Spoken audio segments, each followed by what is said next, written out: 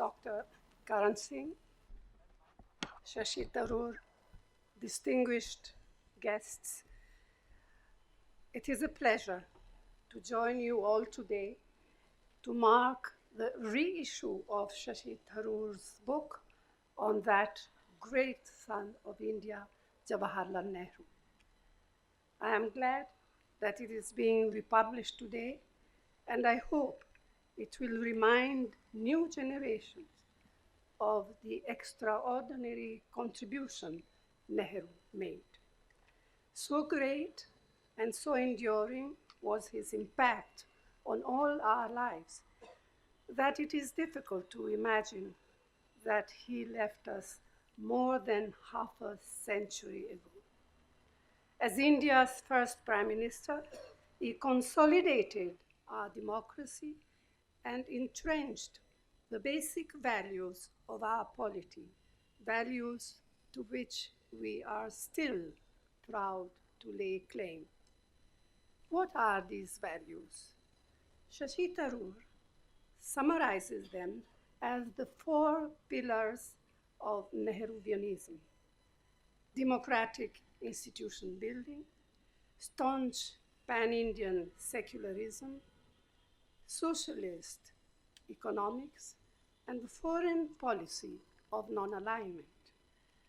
These values were integral to a vision of Indianness that is fundamentally being challenged today, but which remains at the core of our time-tested beliefs. What do these 4 pillars mean today? First, democracy.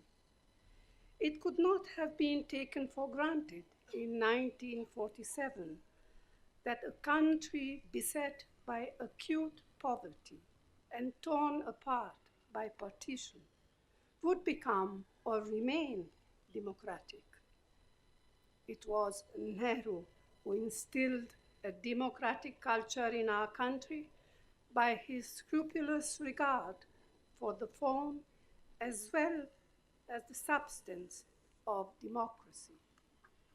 His respect for Parliament, his regard for the independence of the judiciary, his courtesy to those of different political convictions, his commitment to free election, his faith in a free press, and his deference to institutions over individuals have all left us a precious legacy of freedom.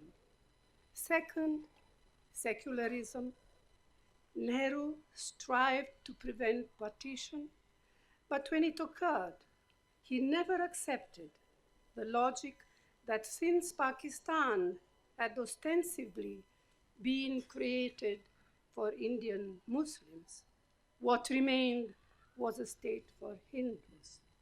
He lived up to his lifelong conviction that India belonged to all its people and that the majority community had a special obligation to protect the rights and promote the well-being of India's minorities.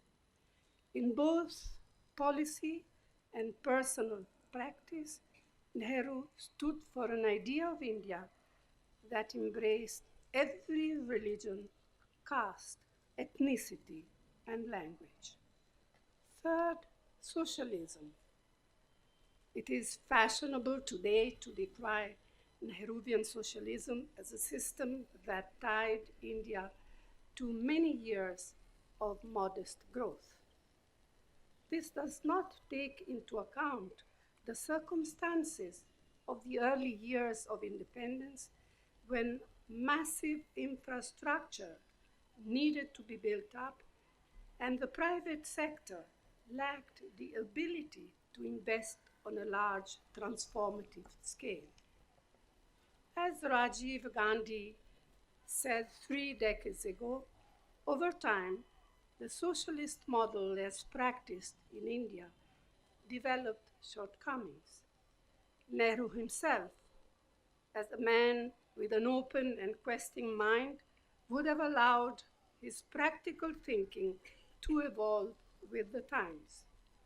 At the core of his socialism was the conviction that in a land of extreme poverty and inequality, the objective of government policy must be the welfare of the poorest, most deprived, and most marginalized of its people.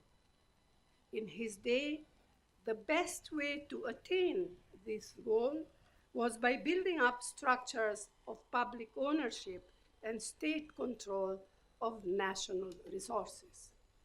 Today, our thinking has evolved as it should, and we can take pride in our role in liberalizing our country's economy and in making possible so many new avenues for dynamic enterprise to succeed in a globalizing world.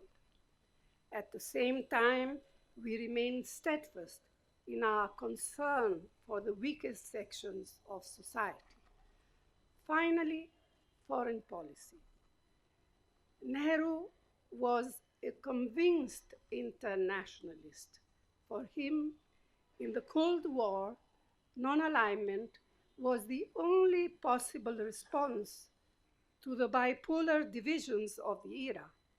In its essence, the Nehruvian vision was about safeguarding India's independence and self-respect against potential encroachments on its sovereignty. That still lies at the heart of the Indian National Congress's view of the world. We have remained faithful to Nehru's internationalism. Over the years, Congress governments have taken Nehru's ideals forward. They have widened the scope of our democracy through such innovations as Panchayati Raj, with its reservation for women, and the Right to Information Act, to mention just a few. They have defended secularism in the face of violent threats to our nation's diversity. They have deepened socialism innovatively through the creation of a framework of rights, including the right to work, the right to food, the right to education, and the right to fair compensation for land. All of these measures have strengthened and empowered our people, especially the poorest.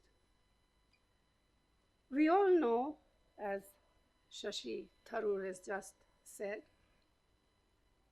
that this precious legacy is being undermined daily by those who rule us today.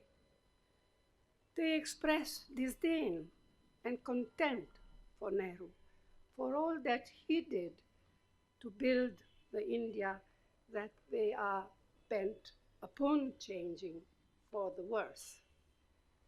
Today, we must honor him by fighting with determination to safeguard our democracy against those who are undermining it. Shashi Tharoor is a man of many talents: politician, parliamentarian, much sought after speaker, best-selling author, and so much more. And I wish to congratulate him on the republication of this book, which is a valuable reminder of the heritage we have been fortunate to receive from that great man, Jawaharlal Nehru. Thank you. Jai Hind.